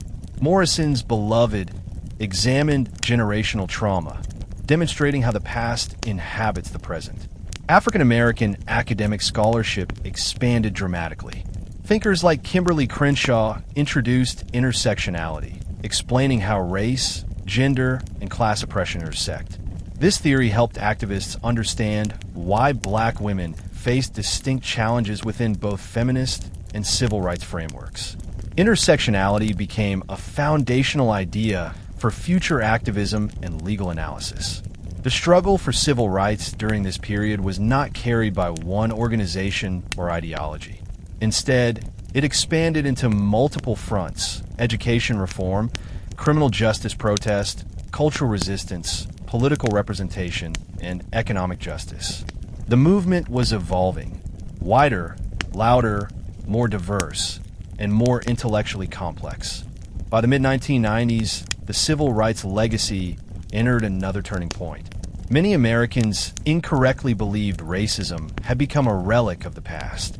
Television portrayed multiracial workplaces, interracial friendships, and integrated schools as proof of equality. Politicians celebrated a colorblind society, telling voters that discussing race itself caused division. Some argued affirmative action was unnecessary, asserting merit alone should determine opportunity. But beneath these narratives, stark disparities persisted. Black unemployment rates remained double those of whites. Black median household wealth lagged severely behind, and black children attended schools with fewer teachers, outdated textbooks, and deteriorating buildings. The political rhetoric of colorblindness attempted to erase historical context. It ignored how centuries of enslavement, segregation, and redlining created modern inequality. By pretending the playing field was even, policymakers justified dismantling programs designed to correct injustice. Supreme Court decisions began restricting affirmative action, claiming institutions could not consider race except under narrow conditions. These rulings weakened access to higher education for thousands of students. Meanwhile, mass media sensationalized black neighborhoods as centers of crime and danger. News coverage frequently portrayed young black men as threats, reinforcing racial fear. Despite evidence showing poverty, not race, caused crime, commentators claimed cultural breakdown was to blame. These narratives justified increased policing and harsher sentencing. Politicians from both major parties supported tough-on-crime legislation, including the 1994 crime bill. Though supported by some black leaders who hoped it would reduce violence, the law expanded prisons, increased mandatory sentencing, and accelerated mass incarceration.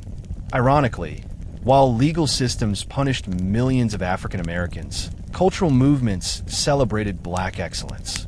The election of black mayors, scholars, and entertainers reshaped national identity.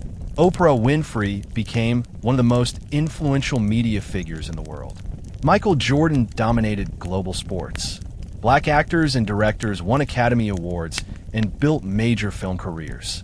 The success of individuals, however, sometimes masked systemic inequality. Many Americans pointed to these achievements as proof racism had ended, ignoring that one person's success could not compensate for millions struggling under structural barriers. The late 20th century also saw increasing multicultural activism. Coalitions formed between African Americans, Latinos, Asian Americans, indigenous groups, and white allies. They fought for bilingual education, immigration rights, women's rights, indigenous land claims, and disability access. This broadened activism reflected King's original belief that justice must be universal. Still, skepticism and trauma persisted within black communities.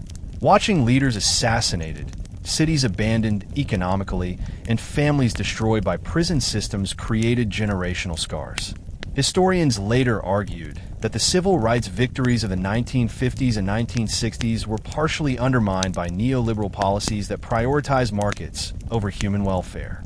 Factories closed, wages stagnated, public funding shrank. While legal segregation had ended, economic segregation grew stronger. Yet through all obstacles, hope endured. Churches continued feeding the homeless, running schools, funding college scholarships, and helping returning citizens rebuild their lives. Black fraternities and sororities offered leadership training for students. Local activists organized food drives, tenant unions, mental health clinics, and youth mentorship programs. These community networks preserved collective strength during years when the federal government retreated from civil rights commitments. By the end of the 20th century, the civil rights movement had become a living legacy rather than a closed chapter. Its ideas informed struggles for LGBTQ+ rights, environmental justice, and global human rights.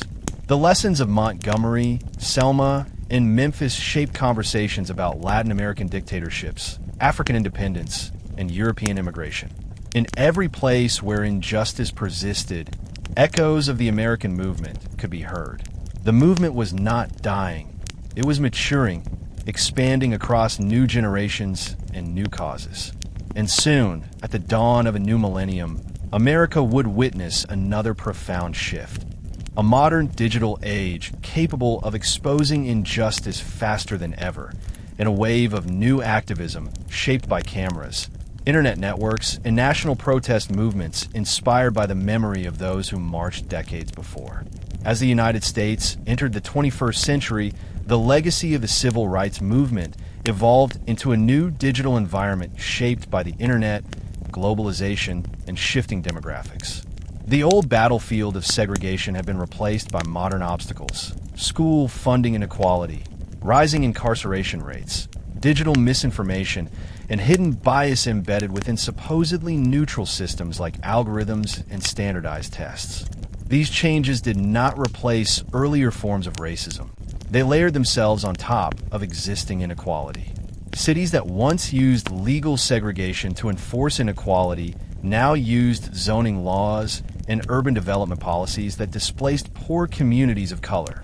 Public schools in major cities remained largely segregated in practice, not because of Jim Crow laws, but because neighborhoods remained divided by wealth.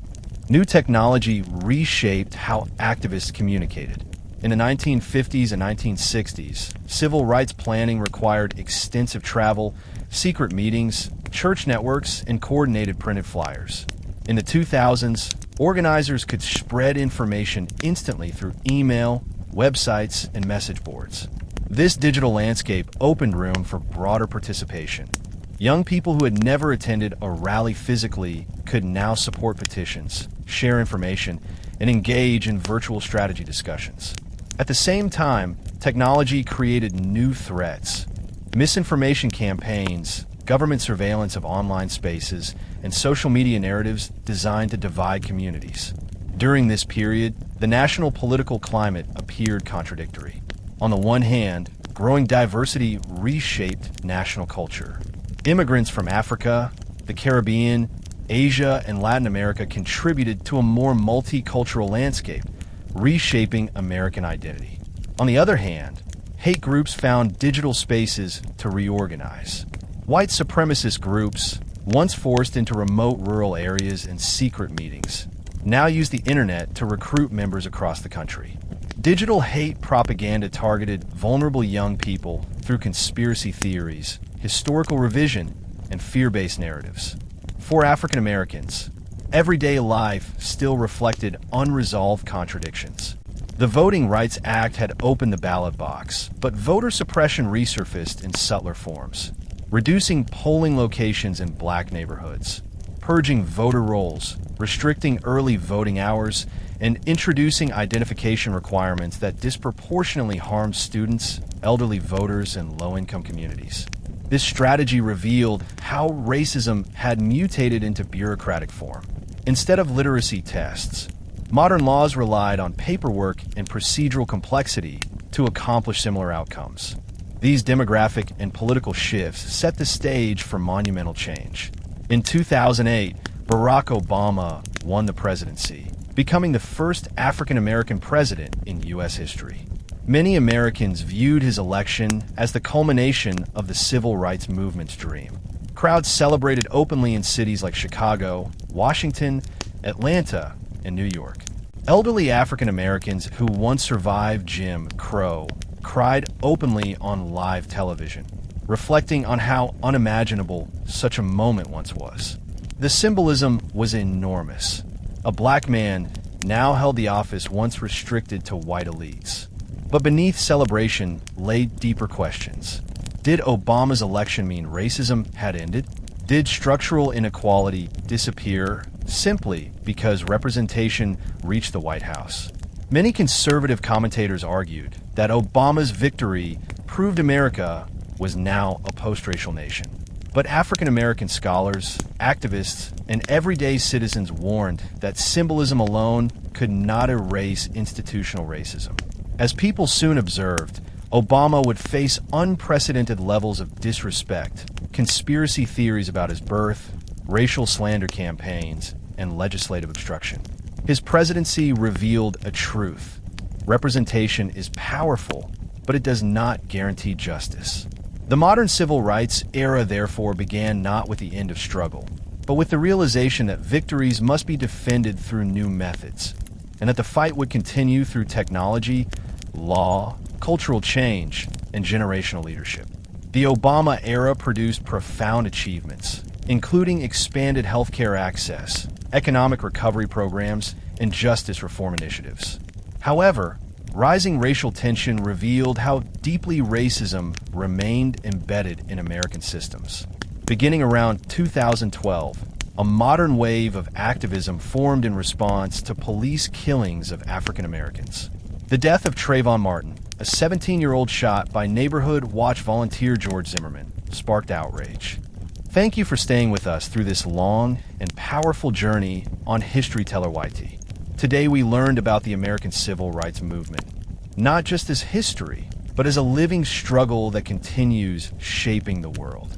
We explored the bravery of Rosa Parks, the leadership of Martin Luther King Jr., the fire of Malcolm X, and the sacrifice of thousands whose names history rarely remembers. We followed decades of transformation, marches, boycotts, speeches, riots, trials, tragic assassinations, political victories, and cultural change. The moral of this story is clear. Freedom is never given. Freedom is earned by courage, unity, sacrifice, and truth. The Civil Rights Movement teaches us that justice takes time, dedication, and pain. It teaches us that change begins when ordinary people refuse to accept injustice. It teaches us that equality is not a gift from the powerful, it is a right taken by the brave. If today's journey inspired you, if these voices touched your heart, if this history opened your eyes, then come back for more. On History Teller YT, many more stories are waiting. Stories of revolutions, ancient kingdoms, world wars, heroes, empires, legends, and hidden truths from every part of history.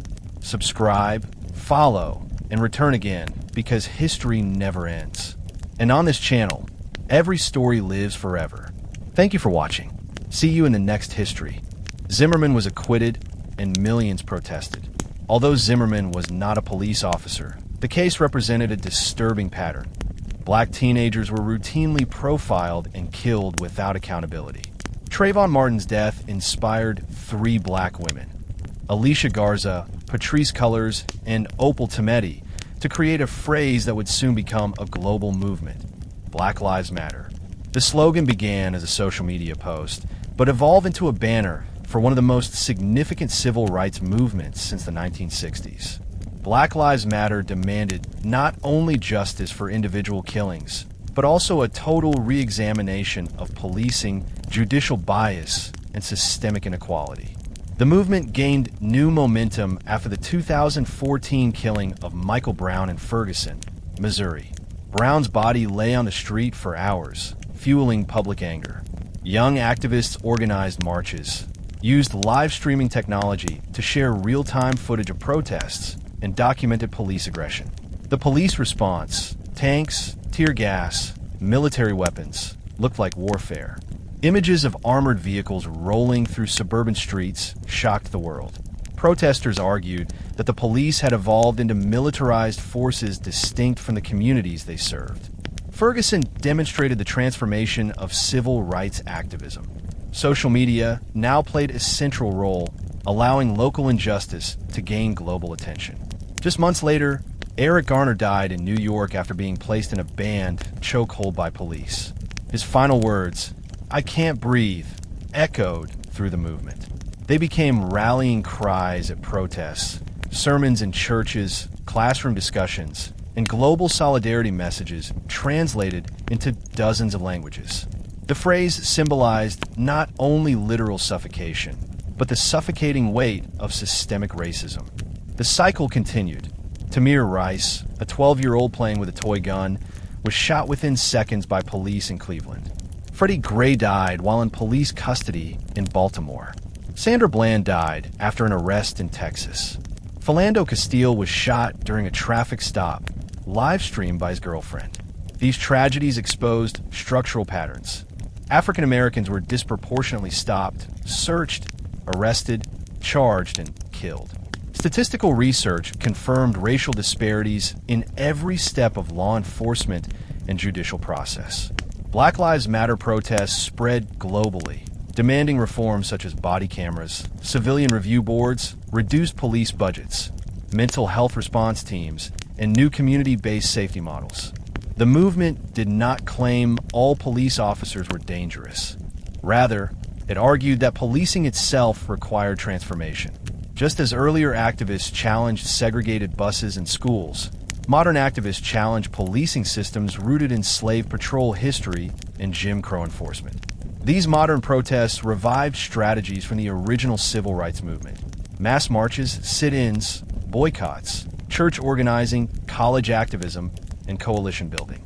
But they also displayed new elements: decentralized leadership, rapid communication, and international reach. Black Lives Matter worked not only across racial lines, but across national borders, connecting people from Brazil to the United Kingdom, South Africa to Palestine.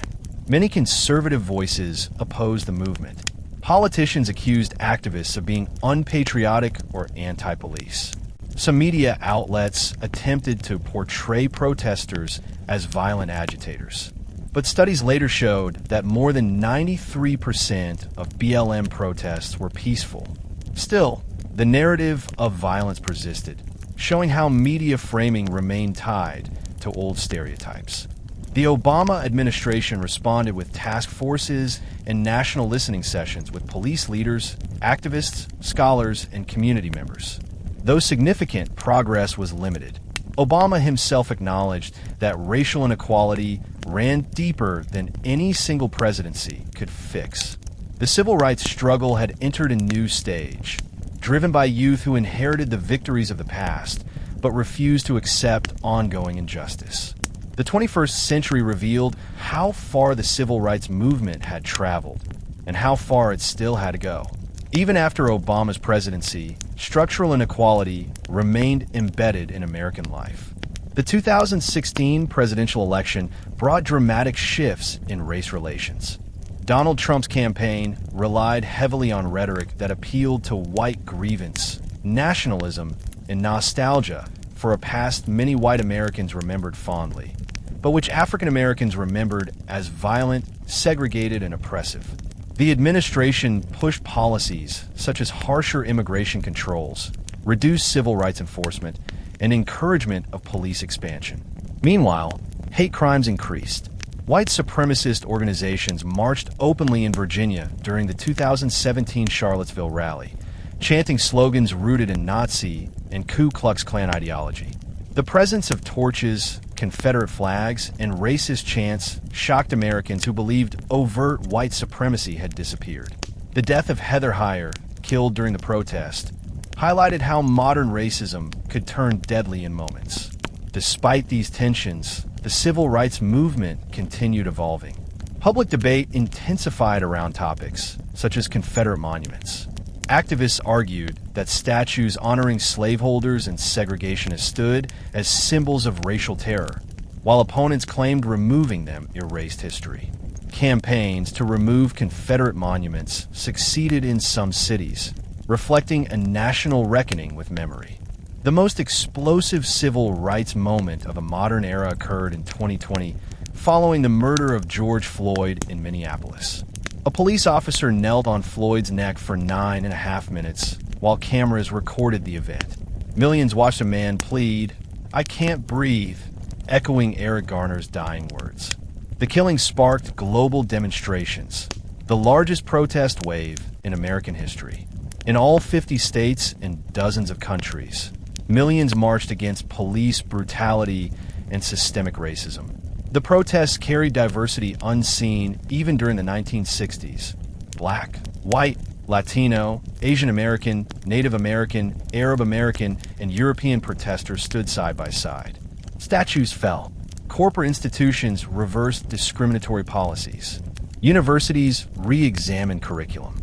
Public dialogue shifted dramatically, forcing corporations, schools, and governments to acknowledge racism openly. Yet, polarization deepened. Some lawmakers introduced bills restricting protest rights. States passed laws banning diversity education in classrooms. Police unions resisted reform proposals. Social media misinformation campaigns attempted to undermine the movement by spreading false reports of violence. Meanwhile, a new civil rights language emerged. Discussions about implicit bias, microaggressions, environmental racism, surveillance capitalism, and data discrimination. Activists pointed out that racism now operated through algorithms deciding who obtained loans, who received job interviews, and whose neighborhoods were targeted by predictive policing. These modern barriers were not visible like water fountains or bus seats, but they were equally damaging. Despite obstacles, modern activists continued building on past victories. They emphasized not only protest but also policy, pushing for voting rights protection, prison reform, student loan forgiveness, universal health care, and economic equity. Many trace these goals back to King's unfinished Poor People's Campaign. Perhaps the most profound change in the new millennium was consciousness. More Americans recognized racism as structural rather than individual. Young people of all races studied intersectionality, questioning class, gender, sexuality, and disability discrimination alongside racism. They researched history independently online rather than relying solely on school textbooks.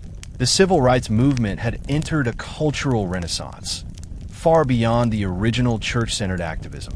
It now included artists, data scientists, legal scholars, teachers, journalists, and social media influencers.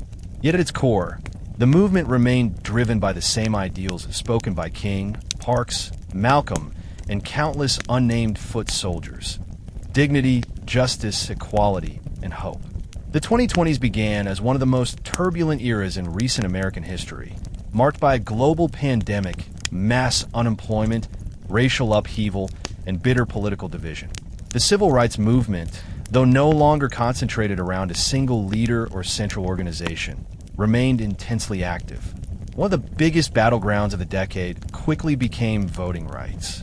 While the Voting Rights Act of 1965 once protected ballot access for people of color, the Supreme Court weakened the act in 2013 through the Shelby County versus Holder decision, which eliminated federal oversight of discriminatory states. The ruling had catastrophic effects. States across the South and Midwest immediately passed new laws closing polling locations, purging voter rolls, and restricting absentee ballots.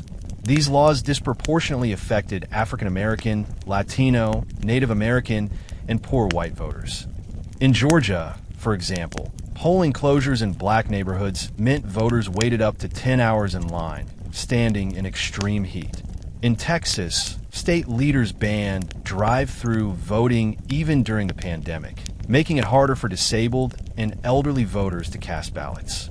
In Florida, former felons who had completed their sentences were required to pay court fees before regaining voting rights, a modern form of poll tax. Critics argued such laws were strategic attacks on communities that historically supported civil rights-oriented candidates. Voting rights activists responded fiercely. Organizations like the NAACP Legal Defense Fund, Fair Fight, and Black Voters Matter mobilized millions of citizens, teaching them how to cast ballots despite new barriers. Digital activism strengthened these efforts. Young people shared voting guides on social media, live-streamed ballot challenges, and organized transportation networks to carry voters to the polls. College students educated their peers about early voting and mail-in ballots. Black churches revived a strategy from the 1960s, encouraging congregants to vote after Sunday service, a modernized version of souls to the polls. Though backlash was intense, turnout rose. In 2020, a record number of Americans voted, leading to the election of Joe Biden and Kamala Harris, the first Black and South Asian woman to become Vice President of the United States.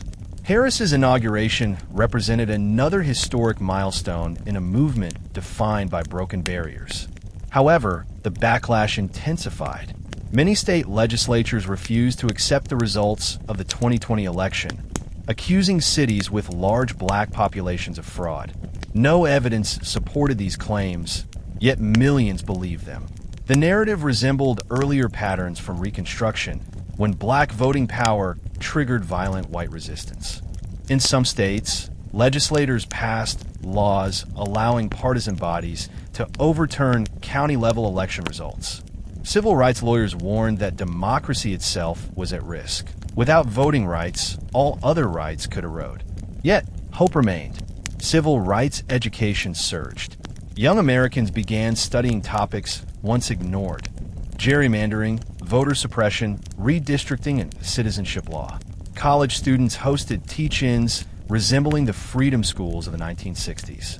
Social media transformed into a modern pamphleteering system, echoing the strategies of the Montgomery bus boycott, only at global scale. Black elders who once walked with King now advised youth leading online activism, proving that history did not disappear. It evolved.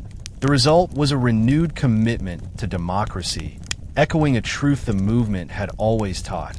Voting was not only a right, but a responsibility to future generations. In the same decade, American schools became major arenas in the civil rights struggle. For years, African American parents and teachers argued that school systems erased, distorted, or oversimplified Black history. In the 2020s, the issue exploded into national debate. Legislators in many states attempted to restrict how teachers discussed racism, slavery, Reconstruction, the civil rights era, and mass incarceration. Some laws banned critical race theory, even though the theory was not taught in most public schools. The legislation was intentionally vague, causing fear and confusion among educators. Teachers struggled to determine which topics were legal to discuss. Many feared losing jobs simply for teaching factual history. These educational restrictions mirrored historical attempts to control public memory. During slavery, teaching enslaved people to read was illegal in many states. During Jim Crow, school textbooks glorified the Confederacy and erased Black contributions. Now, once again, lawmakers were attempting to restrict knowledge. Activists responded with book drives, online classes, public lectures, and nationwide reading lists. Black scholars and authors, such as Nicole Hannah-Jones, Ta-Nehisi Coates, MR.HORRIBLE, Kendi, Isabel Wilkerson, and Keeanga-Yamahtta Taylor, became central figures in debates about race, truth, and historical honesty. Meanwhile, school segregation persisted.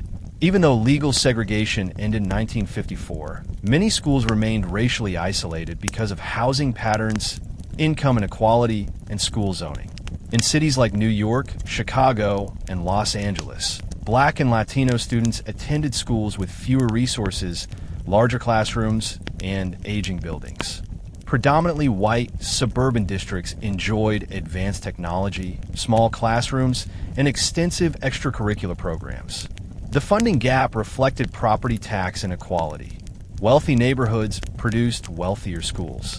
The civil rights movement had won the right to enter the schoolhouse, but not equal opportunity once inside. During the pandemic, inequality became even more visible. Students without laptops or stable internet connections fell behind academically.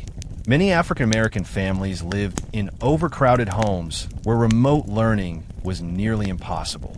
Civil rights leaders argued that the digital divide resembled an educational version of Jim Crow segregation.